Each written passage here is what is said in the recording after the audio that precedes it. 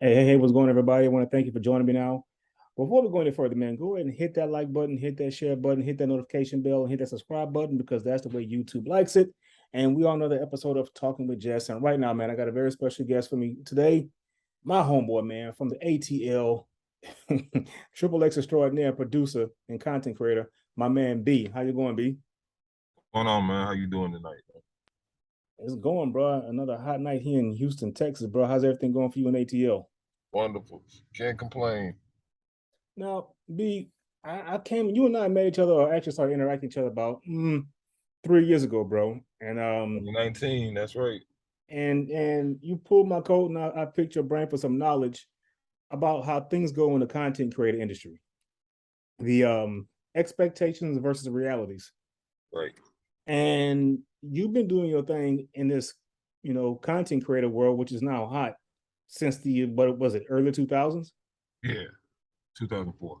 2004. So tell me a bit how you got started in 2004. Say that again. I'm sorry. Say that one more time. How did you get started in 2004? Um, I and me and some mutual friends had ended up at an event, and it was there that we got a chance to meet one another face to face. We had had a relationship online for a number of months, and it was all stemming around the music industry at that time. So we linked up at an album release party or something like that. And hold on a second, here you go. We had a couple in-depth conversations about some mutual interests, things of that nature. I had a I had a wild idea that I wanted to start hosting gangbangs, and it was just a passing idea, and I kind of like ran it past the homies, and I had really no intentions of it going any further than that conversation. And so one of the homies had put a battery in my back and basically told me, "Nah, I need to run with that." I was like, "All right, cool. Well, I'm gonna need some help." And we got together, put this little thing in motion, and 18 years later, we were able to kind of grow from doing I guess what you want to call them, local, independent. I'm sorry, local interracial swinger parties. They were mostly gangbangs. We got a chance to connect with some A-list porn stars at that time who would come into Atlanta and they would need us to procure single available men for their escapades, and they also needed it recorded. So I got into content creating and sharing content very early in the game.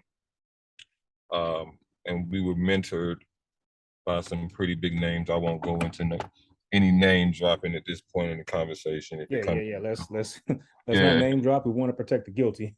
Well, no, actually, this is a good thing. But I don't really know where I stand with these people these days. But I always give them love and I always shout them out because if it wasn't for them, it definitely would have made my matriculation in this entire industry that much more difficult. Um, I was able to glean information, knowledge, and things of that nature from these people, and helped me shape my business then, and kind of helps me still to this day. So, Okay, okay, good to go. Now, you said that you were also in the music business, right? mhm. Or you dabbled in music. So I was neck deep in that shit. Okay, from starting when? Roughly about the same time, man. I mean, I came out of college not really knowing what the fuck I wanted to do, but I knew it had to be centered around entertainment in some capacity. So, Right, right. Now, and because this when you said that, it reminded me of a conversation that you and I had before, right. and it was a conversation that someone had said, and I brought to your attention that Jermaine Dupri needs to be like on a Mount Rushmore or in somebody's top 10 of producers. Oh yeah, I don't dispute that at all. Um, it's just because of the region and where we're located. Atlanta is just not getting the respect that. Well, I'm not gonna say just now. I feel like we've definitely been cemented, but early on, we were definitely overlooked.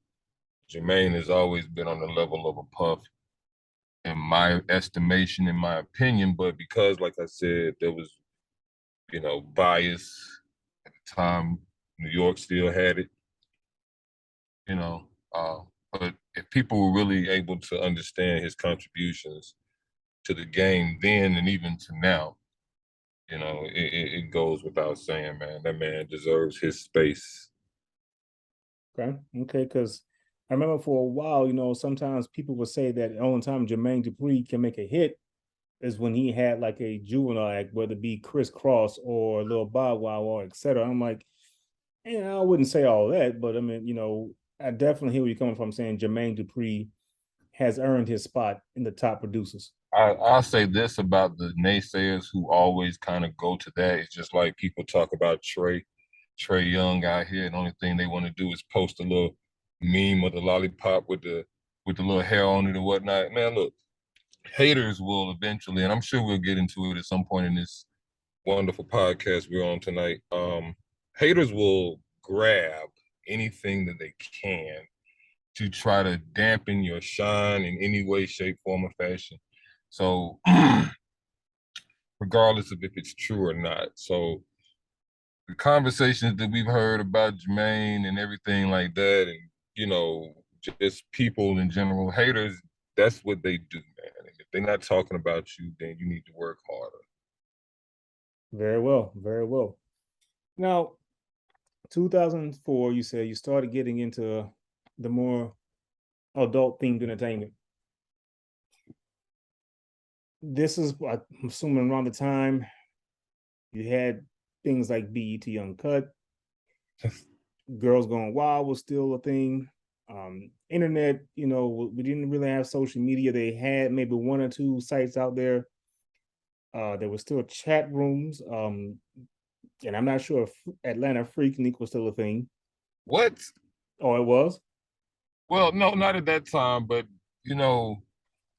that time was so impactful. Okay, I'm listening. When you have something that hits with that type of magnitude, the ripples and the shock waves are still felt years later. So it was and here we go, because like I said, back in, I guess, when it was popping, and I would hear my my homeboys and my classmates saying they cousin and their brother went to it. I'm still in the middle of the high school hearing about stuff like this. How impactful was that on the community? It on the community, it depends on which community you're referring to. Black community, obviously, it was a social event. People were able to gather, meeting different people on different sides of the country. Hopefully, if it was a positive experience, they were able to gain something from that interaction. As far as the white community, definitely some laws were put in place as a result. Some Okay. things changed. Atlanta's nightlife changed uh, irrevocably, in a sense that we used to be able to go to the clubs in Buckhead till 5 in the morning. And because Buckhead was what it was at that time, that was a central location for a lot of freak makers. So when you start impacting the white people and how they move and maneuver, things will be amended, things will be changed. Expeditiously. Right. So, and that's another question I would like to say. For some reason, Atlanta has always seemed to be the mecca for Black artists, Black athletes, Black entertainers. Mm-hmm. Why is that? When you get enough, excuse me, when you get enough of a shift in the demographic, especially when you have progressive Black people, prominent Black people in a certain area, you're gonna have change. You're gonna have people that are invested in their communities and they want to see those communities thrive on the same level, if not better than the people who they feel oppress them. So when you have that nucleus that has been established, it's only natural that the other Black people around the country start to gravitate to that because they see it on media, whether it's social media, television, they see that Atlanta is growing in that respect, and they want to be a part of it because they don't have that where they're from. I can't tell you the number of times I've talked to people and they're really excuse me, I don't want to say jealous. I don't really want to even use the word envious, but they really like how we kick it down here, and they want to come and be a part of it, man, because they don't have it wherever they call home. Okay. Now, let's jump right into deep waters where people ears are going to start perking up. Let's go. XXX content creation. um, let's keep it a buck. Let's keep it 100. This type of business is the oldest business in the world. Whether it be out of brothels, whether it be, and we're going to get into it. Also, there's a distinct difference between each. But it's the game changed when people would have to go to Radio Shack or Circuit City to get a camera and then do their own thing. Flash forward from 2004 to 2014, 10 years later, everybody has access to a camera.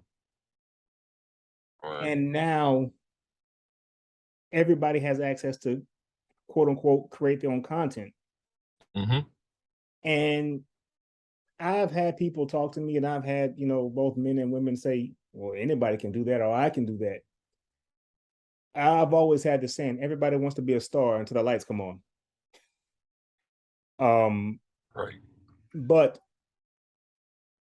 there's a difference between the expectations of this in this line of work and the reality of content creations. Just because, I know I'm gonna get the heat when I say this. Just because you're being told something in one small circle does not mean that larger demographic is going to react the same way. And that's not being harsh. That's just, being fair. Somebody can dominate in Pop Warner football, but the moment they get on that elite high school level of football, it ain't what it is. Am I making sense to you? Being honest. That's being honest what you're doing right now, man. It's not anything but just being honest. And if you have any measure of common sense, you should be able to understand that. But I didn't mean to interject, my brother. Please continue. No, you're going, because like I said, every time you turn around, every young lady thinks they're an IG model.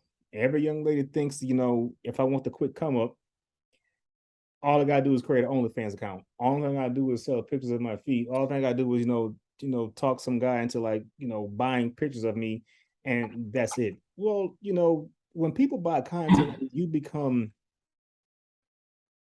you have to be marketable. That's just no way going around it. You have to be marketable. And I know I'm gonna get flagged saying this is condescending, but if people are not willing to see you, then you can take all the pictures in the world and it won't mean the hill of beans. Oh, but that's facts though.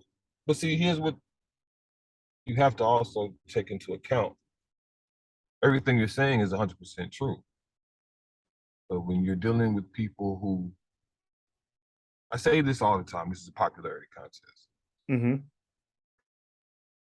it can humble you very, very quickly once you find out you're not popular. No, you didn't say that. No, you didn't. I'm not, and I'm not shooting shots at anyone in particular when I say that. That's just common sense. I know that, but I'll be honest with you, brother. For some reason, you can say something, and I've seen it, that is 100% irrefutable facts. Speak on it. And people will hate you for it. And I don't know why. I was like, wait, he didn't say anything wrong. And I've often asked this. I was like, people say this is tone. I'm like, how can you tell a tone from a tweet? Right. Like what? Right. This is an industry in which people feel like they have to be coddled, they have to be treated like a star, even though they haven't sold any content,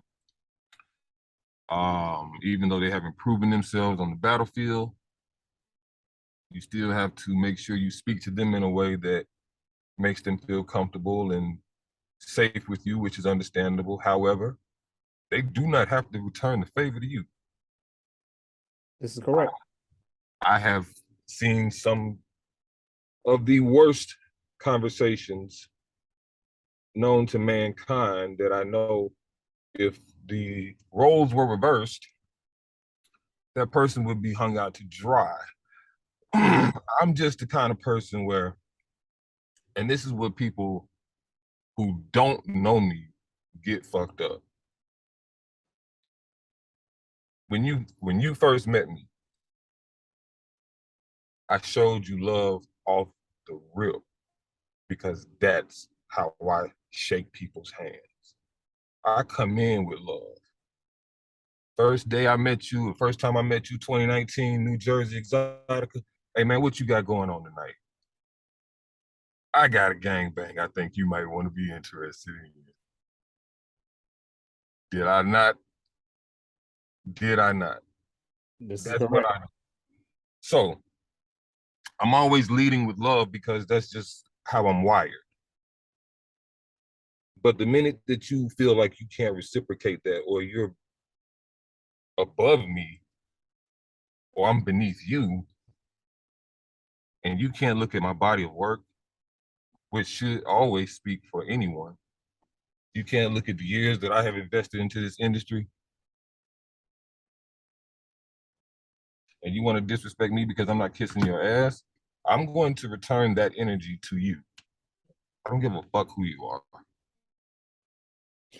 You're right. And like, you know, you used a word a few years ago that's quite popular right now. When you said, hold on. You used a word a few years ago that now is on the, it seems to be in everyone's conversation. Accountability. So are you saying that I was one of the first people that you heard ever use that term in this industry as it In this relates? aspect, yeah. Okay, thank you. Accountability. As a matter of fact, I think you had like it was a rough day, you know. I think your exact words were, I hold these hoes accountable. And that's something they never had before. I'm like, Dude, this is a business. This is a business. I actually went to business school at a prominent HBCU. I followed that up with another 2 years in another part of business, web graphic design. However, getting back and focusing more on the business part of that, I know how to run a business. A lot of the people that I'm trying to do business with don't know how to run a business. They think they know how to run a business. They've taken no business course of any sort. You are managing, excuse me, I apologize for all of this no worries, coughing. brother. You know how I get down there, I got a dry throat on top of this right now. Pause, no homo. Hey, baby, take this. It's really difficult when you're trying to administer business with people when you are approaching the situations with logic and they're countering with emotion. That's two things that don't They mix. cancel each other out. Yeah, you know, I oftentimes say you gotta get out your feelings because there's no money in there, there's no progress in there. There's no feelings in business. That's like 101. So the rep that I get is really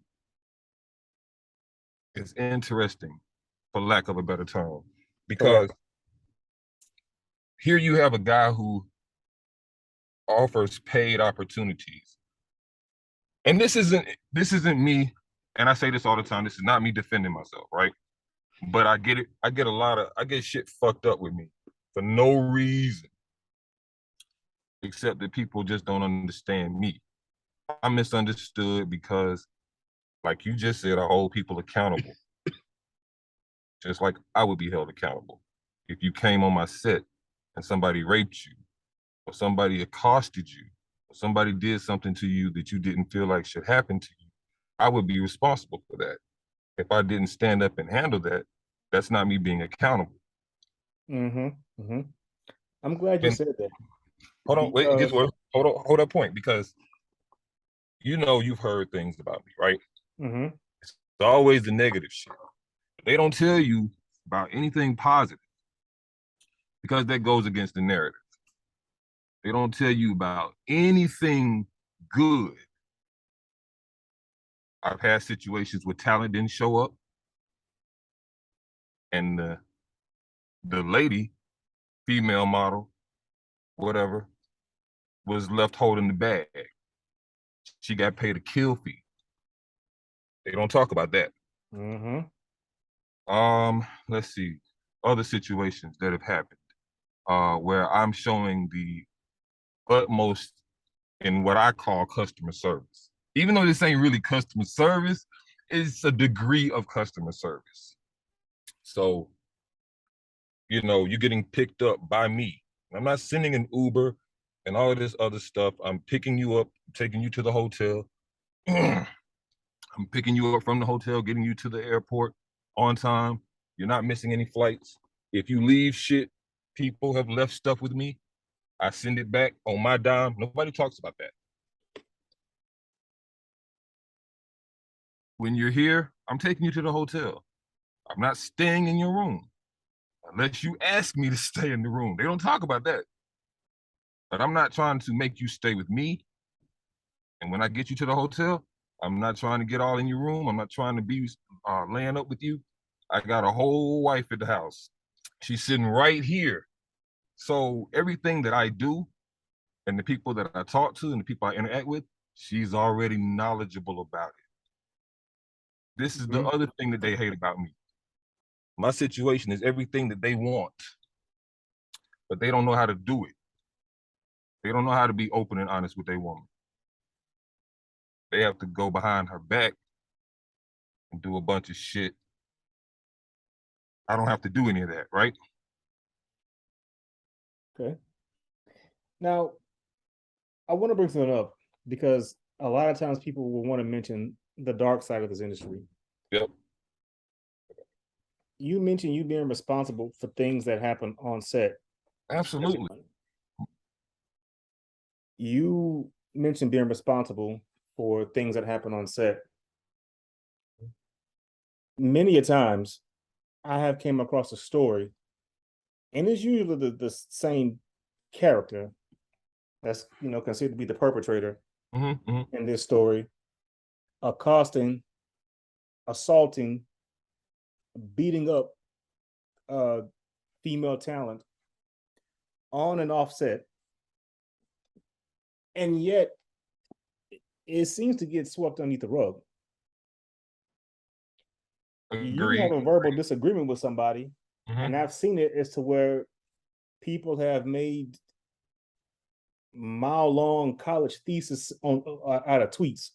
Dude, you would think I beat the shit out of somebody prominent, or you don't even have to have a name. You can the way they and again, and I'm sorry for earlier to the people who are going to end up listening to the pod later on, but I'm not trying to go off on a tangent or anything of that nature. I'm not trying to defend myself. I don't Mm-hmm. really care what these people think because at the end of the day, like we're talking about now, I haven't put my hands on nobody. I've been accused of it with no proof whatsoever, but you know, you get that person right now and she'll tell you she never said that shit. Um, I have heard of stories of people doing the most outrageous things to these talents, stealing Nintendo Switches. I have personally got into a situation where I had to intervene from a talent beating up another talent. They were in a relationship in front of the children. But, you know, this person, and I don't, this ain't no hate. It ain't my business. I mind the business that pays me, but this person is still getting sought after. Mm-hmm. And I'm just like, huh? But let me make a tweet. And my tweets are usually and generally things that I just randomly are thinking about, right? Shit that just pops in my head and I'll just tweet it. A lot of that stuff should probably be kept in my head. Right. But that's how the fuck I'm feeling. And I make a whole separate page to be able to do that and not have it interact my business, right? Correct. I'm still wrong. Now, I, I can't win. Go ahead. two-part question, brother. To any, and you can separate it, and give the answer as quick as possible here. Right. To any young man or young lady that thinking they just gonna hop in this industry and become a success overnight, what would you say to them? Whether it be in front of the camera or behind the camera? The chances of you becoming that overnight success are very, very, very, very, very small, right? If you are willing to get in and do the research and put the work in, stop expecting stuff to be handed to you. I mean, the sky's the limit, really, man. I really don't know what else to say. Um, I get that question asked to me all the time. How do I get in this industry? And that's like, you know, you get asked so much, you wonder if you can monetize it in a way, because it's like you could be a millionaire just off these damn questions. It's like you said, you told somebody this in a tweet because I saw it. The game is to be sold, not told. Mhm. And that's real spill, man. You know, for whatever they got to say about me, just man, at the end of the day, I handle my business.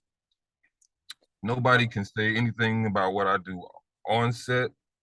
Getting back to when, I have to provide security. Thank God nothing has ever happened. But I learned from my days doing the swinger parties, we didn't hire security. We were security.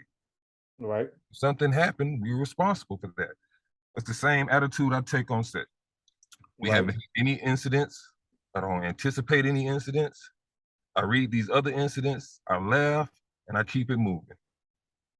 Now, I've heard, and again, like I said, I used to work in nightclubs, and I've heard, dancers saying they can get in the industry themselves, but they would have a upfront cost of 10 grand to be in the scene.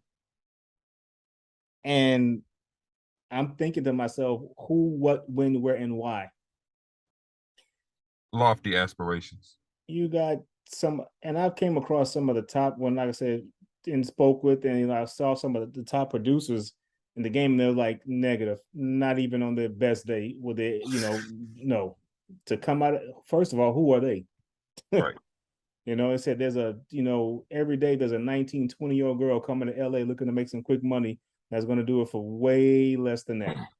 The problem is, that's a narrative I see getting put out a lot. I am one that I'm not, because I came in raw. And I'm glad I'm being able to express this on this platform, dude. I came in raw, rough around the edges. I used to be arguing with chicks on their rate and shit. Once I understood what the quote unquote etiquette was, it was either implement that shit or you're gonna die out here, man. So I don't mind paying you your rate. Right.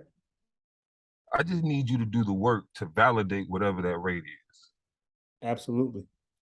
Real And I quick don't get that question. all the time. Do you think cam sites and sites like OnlyFans have gave models, uh, and sometimes even those that escorting aside, an unrealistic expectation or an entitlement mind frame? No, I do think it has made it easier for them to be able to call themselves porn stars.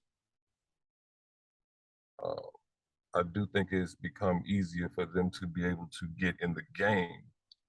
I've seen girls talk down on the industry, and I've turned right around and seen those same girls working with talent in the industry.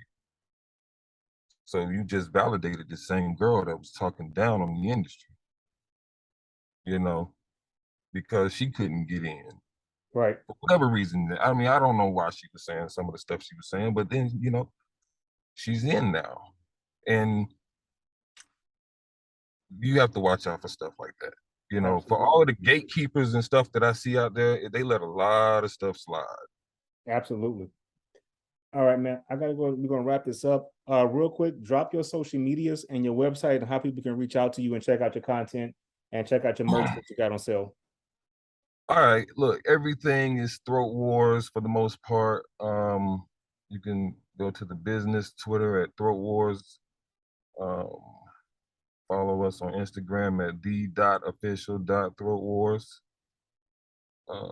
we pretty much can link you to the merch there. But if you want to follow us on Instagram, we do have a merch page. It's throatwear clothing and apparel.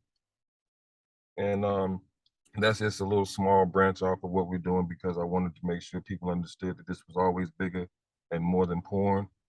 So we dropped the hashtag cocksucking couture Okay. because hashtag this is where fashion meets fellatio. So if you want to get your dick sucked in comfort and style, make sure you check out throatwear. All right, man. Well, hey, bro. Hey, B, Uncle B, as I would call you, bro. Like, hey, it's been a pleasure. And Hey man, thank you, bro. For real, for real. I just want to say, man, I'm watching you grow. I've been watching you from the sideline. I want to salute you on everything you got going on, man. You go back, and you know I'm always gonna be supporting you, bro. all right, brother. Thank you, man. And hey, bro, hopefully I can see you this October in Jersey. That's what's up, man. Let's plan for it. All right, brother. Thank you. Peace out. Mhm.